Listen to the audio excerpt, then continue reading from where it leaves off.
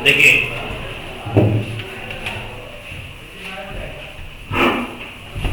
आज हम लोग पढ़ेंगे सैटेलाइट जिसको क्या बोलते हैं, उपग्रह। सैटेलाइट जिसको हम क्या बोलते हैं हिंदी में, उपग्रह। सबसे पहले जानेंगे हम लोग कि उपग्रह किसे कहते हैं, सैटेलाइट किसको कहते हैं। तो वैसे आकाशीय पिंड, वैसे हेवनली ऑब्जेक्ट जो प्लैनेट्स अर्थात ग्रहों की परिक्रमा करते हैं। वैसे आकाशीय पिंड, वैसे हेवनली ऑब्जेक्ट जो किसकी परिक्रमा करते हैं, प्लैनेट्स यानी ग्रहों की परिक्रमा करते हैं, उसे हम क्या कहेंगे, उपग्रह। यानी पृथ्वी के चारों ओर घूमता है, कौन घूमता है, चंद्रमा। और चंद्रमा को क्या बोलते हैं, उपग्रह। है बात समझ में। तो ग्रहों के चारों तरफ घूमने वाला पिंड क्या कहलाता है, उपग्रह, जिसको सैटेलाइट बोलते हैं। ठीक है, तो बोलेंगे क्या कि ऐसा पिंड, ठीक है, ऐसा ऑब्जेक्ट जो पृथ्वी की यानी अर्थ का परिक्रमा करता है, उसे हम क्या कहेंगे, उपग्रह क्या कहेंगे, उपग्रह कहते हैं। उसके बाद उपग्रह कितने प्रकार के होते हैं, उपग्रह कितने प्रकार के होते हैं। तो उपग्रह दो प्रकार के होते हैं। कौन कौन, तो एक होता है नेचुरल को हम क्या बोलते हैं, प्राकृतिक। और दूसरा होता है आर्टिफिशियल। ठीक है, आर्टिफिशियल।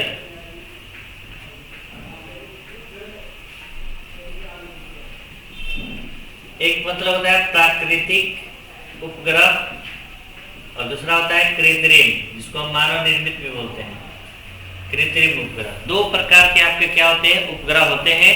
कौन कौन, नेचुरल सैटेलाइट और आर्टिफिशियल सैटेलाइट। नेचुरल कहने का मतलब जैसे आपका चंद्रमा क्या करता है, पृथ्वी के चारों तरफ घूमता है, तो इसको हम नेचुरल सैटेलाइट कहेंगे। यानी वैसे उपग्रह जो प्रकृति द्वारा निर्मित हो या प्रकृति में पहले से हो, मौजूद हो, उसे हम नेचुरल सैटेलाइट कहते हैं।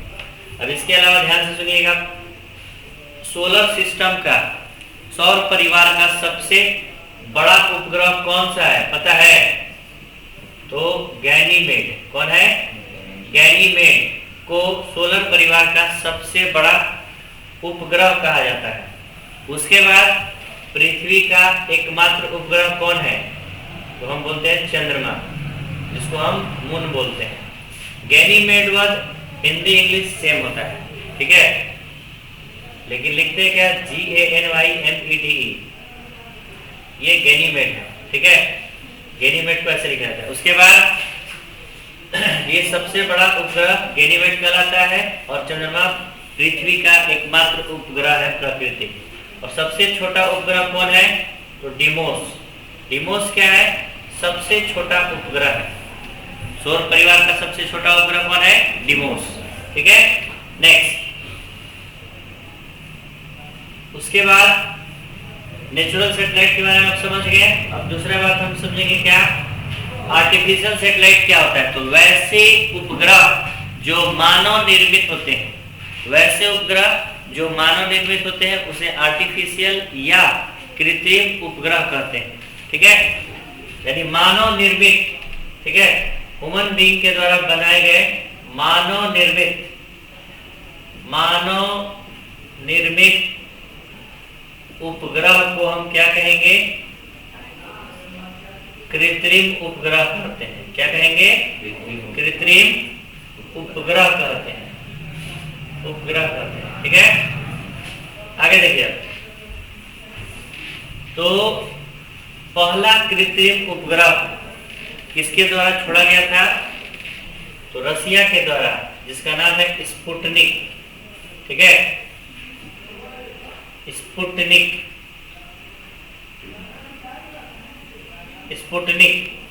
ठीक है, स्पुतनिक 1, 2, 3, 4 इसके बाद खोज होते गया। ये रसिया के द्वारा मतलब ये आविष्कार किया गया, भेजा गया।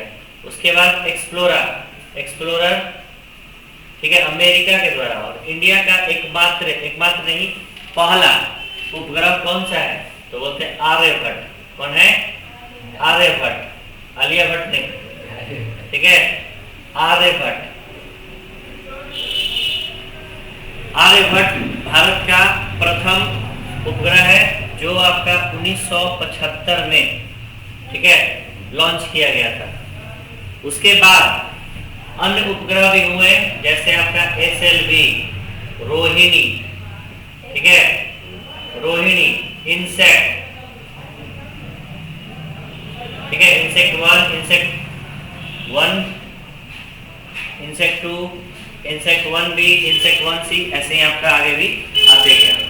तो ये सभी क्या है, अभी हम जो बताया उपग्रह के बारे में, फिर से एक बार रिकॉल कर देते हैं। उपग्रह जो ग्रहों की परिक्रमा करते हैं उसे हम क्या कहेंगे? उपग्रह कहते हैं। उपग्रह दो प्रकार के होते हैं, प्राकृतिक उपग्रह और कृत्रिम उपग्रह। प्राकृतिक उपग्रह किसको कहेंगे? जो मानव निर्मित उपग्रह, जो प्रकृति में पहले से अवेलेबल है और जो प्रकृति द्वारा निर्मित है उसे हम क्या कहेंगे? प्राकृतिक उपग्रह। और कृत्रिम उपग्रह किसको कहेंगे? तो जो मानव निर्मित है। मानव निर्मित कौन कौन है? तो आर्यभट्ट, स्पुतनिक, एक्सप्लोरर, ठीक है, उसके बाद Rohini, SLV-1, SLV-2, SLV-1A, SLV-1B, Rohini 1, Rohini 2, इसी के बाद लॉन्च करते गया बहुत बार, मतलब बहुत सारा आपका सैटेलाइट हो गया, ठीक है। नेक्स्ट, अब ये सैटेलाइट इसलिए पढ़ना था क्योंकि हम अब पढ़ने जा रहे हैं ऑर्बिटल वेलोसिटी, जिसको हम बोलते हैं क्या? कक्षीय वेग, ठीक है।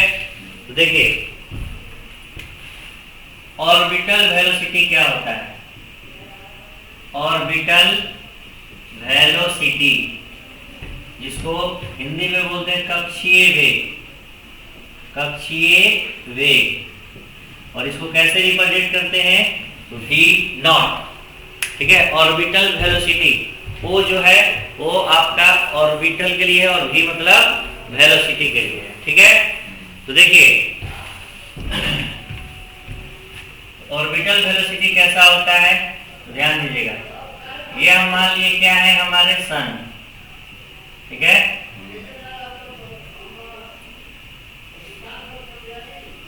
सन भी मान सकते हैं या हमारा अर्थ भी हो सकता है। ज्यादा अच्छा रहेगा अर्थ के लिए बात कर लिया जाए, क्योंकि हम सैटेलाइट का बात किए हैं। ऐसे ये दोनों के लिए काम करेगा, अर्थ के लिए भी और सैटेलाइट के लिए भी, यानी प्लैनेट और दोनों के लिए, प्लैनेट और सैटेलाइट दोनों के लिए। तो ये हो गया अर्थ, और यहाँ पर आपका हो गया आपका कोई मून या कोई दूसरा कोई सैटेलाइट ले लेते हैं।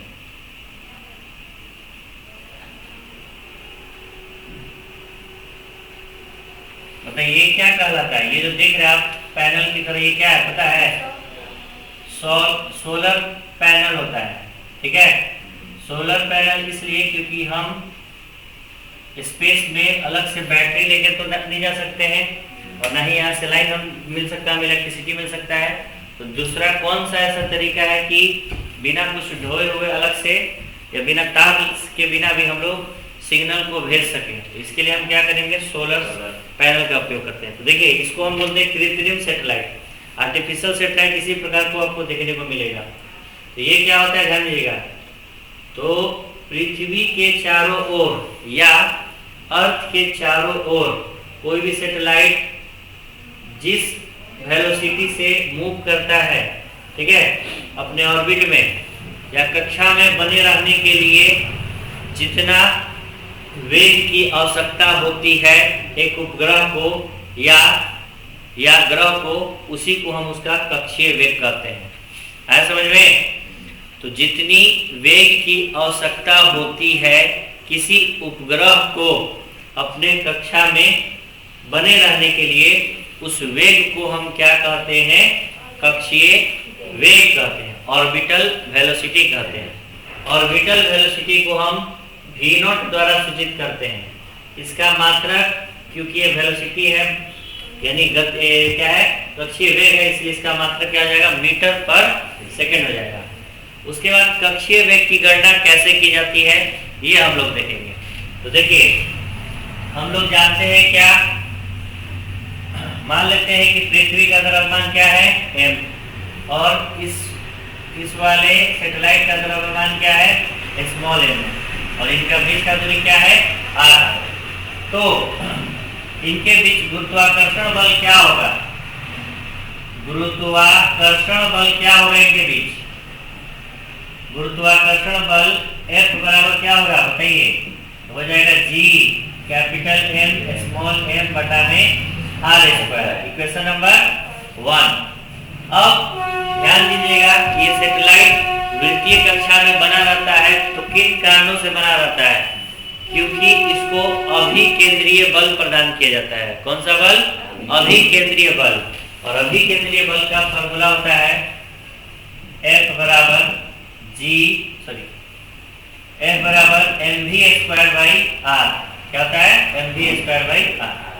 तो समीकरण 1 तथा 2 से, ठीक है, F बराबर ये होता है, F बराबर ये। समीकरण 1 तथा 2 से क्या हो जाएगा? mv स्क्वायर बटा में r, और यहाँ है क्या? gmm बटा में r स्क्वायर। अब चूंकि यहाँ पर v जो है v नॉट के रूप में है, यहाँ वेग किस रूप में है? तो ऑर्बिटल वेलोसिटी के रूप में है, इसलिए नॉट मेंशन कर देंगे, या o vo। तो यहाँ से हम देख रहे हैं r से r कैंसिल हो गया, m से m कैंसिल हो गया, v नॉट बराबर क्या हो गया? उधर जाएगा तो रूट में होगा, तो gm। अब यहाँ पर जो r है एक प्रकार से मान लेंगे आपका पृथ्वी का त्रिज्या है, तो ये एक फॉर्मूला हो गया gm बाई r। क्या हो गया? gm by r। ये हो गया। दूसरा तरीका भी हो सकता है आपका, इसका निकाला जा सकता है दूसरे तरीका के रूप में, छोटा जी के रूप में। तो हम लोग जानते हैं क्या, ध्यान दीजिएगा, हम लोग जानते हैं गुरुत्वीय त्वरण से, गुरुत्वीय त्वरण से हम लोग जानते हैं क्या होता है? g बराबर gm बटा में r स्क्वायर। तो इसको हम बड़ा m के रूप में, बड़ा g के रूप में लिखना चाहे तो क्या लिख सकते हैं? g r स्क्वायर बटा में m लिखा जा सकता है। इसको हम समीकरण 3 मान लिए, और ये समीकरण हो गया 4। हो जाएगा ना? अब क्या करेंगे? समीकरण 3 में, 1 2 3, समीकरण 3 में g का मान रखने पर, इसका मान रखिए तो क्या मिलेगा? v नॉट बराबर, देखिए v नॉट बराबर square root gm by r है ना, g का वैल्यू रखे पहले, g का वैल्यू क्या रखना है? gr स्क्वायर बटा में m, और बाकी उसमें क्या बचा है? m बटा में, हाँ, r से r कट गया, m से m कट गया, तो रूट में आपका क्या बचा है? g, और एक r बचा हुआ है। तो ये हो गया कक्षीय वेग का दूसरा फॉर्मूला। ये भी फॉर्मूला सही है और ये भी फॉर्मूला सही है, ठीक है। अब इसके बाद हम लोग पढ़ेंगे कि कक्षीय वेग और पलायन वेग में संबंध क्या है, ठीक है। कक्षीय वेग और पलायन वेग में संबंध क्या है, पर एक बार फिर से इसको रिकॉल कर लेते हैं। देखिए, पृथ्वी का द्रव्यमान m, इस उपग्रह का द्रव्यमान छोटा है, इनके बीच की दूरी कितना हो गई? r। तो पलायन वेग के लिए, अगर गुरुत्वाकर्षण बल इन दोनों के बीच में बात किया जाए तो क्या होगा? हम लोग जानते हैं गुरुत्वाकर्षण बल का फॉर्मूला होता है g m1 m2 by r square. तो m1 मतलब पहला पिंड कौन है? पृथ्वी। दूसरा पिंड कौन है? चंद्रमा या दूसरा उपग्रह कोई। ये हो गया m, तो g mm by r square. r square क्या है? इनके बीच की दूरी। अब उसके बाद F बराबर mv स्क्वायर बाई r। ये कहां से आया? तो अभिकेंद्रीय बल से। कहां से आया? अभिकेंद्रीय बल से। अभिकेंद्रीय बल बराबर क्या होता है? बराबर mv स्क्वायर बाई r। अब इसको समीकरण 2 बोल देंगे, क्योंकि गुरुत्वाकर्षण बल ही इस उपग्रह को प्रदान करता है अभिकेंद्रीय बल। जितना उदेगा उतना ही ना उलेगा, दोनों आपस में बराबर हो गया। तो mv स्क्वायर और gmm बाई mm कट गया, vv कट गया, ये r कट गया, तो आपका क्या बचा? v not by square root gm by r। तो एक फार्मूला ये हो गया, और दूसरा फार्मूला जो है ये कैपिटल G के रूप में हो गया, ये स्मॉल g के रूप में हो गया। उसके बाद गुरुत्वीय त्वरण से जानते हैं g बराबर gm बाई r स्क्वायर होता है। बड़ा g के रूप में बोलेंगे तो gr स्क्वायर बटा में m। समीकरण 3 में g का मान रख दिए, r कट गया, mm कट गया तो एक बार बचा है v बराबर इतना हो गया। इस प्रकार से हम क्या कर सकते हैं, इस प्रकार से हम कक्षीय वेग ज्ञात कर सकते हैं।